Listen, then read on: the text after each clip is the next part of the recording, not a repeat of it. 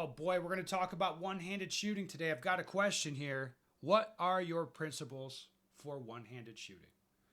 Um, I'm not sure if I'd call them principles, but I can tell you what I think about one-handed shooting. So, normally, when you're shooting a gun, obviously you're holding it with two hands. To me, the name of the game there is connection. So I want to make sure my hands are connected to the pistol.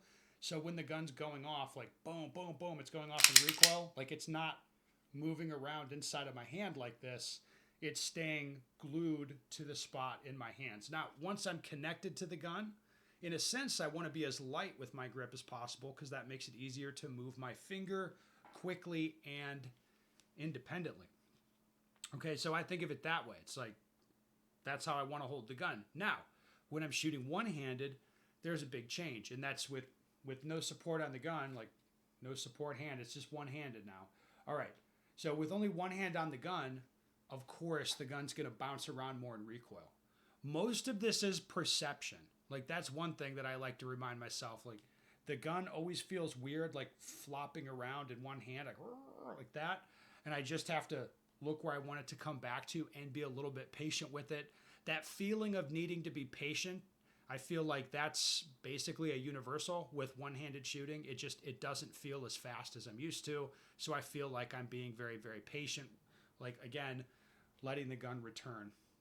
Now I don't like now since I'm not pulling the trigger as fast, the normal thinking of like, hey, just connect to the gun, clamping down on it more is not really going to do anything. It's kind of like, yeah, I hear that, but it's like a lot of times people they don't like the feel of the gun being really floppy, one-handed, myself included.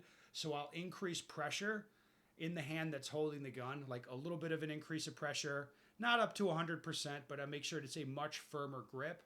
And again, I don't think this is really a problem because I'm not moving my trigger finger as quickly anyway. The pace of the shooting slows down. So a little more grip pressure makes me feel a little bit more secure with the gun.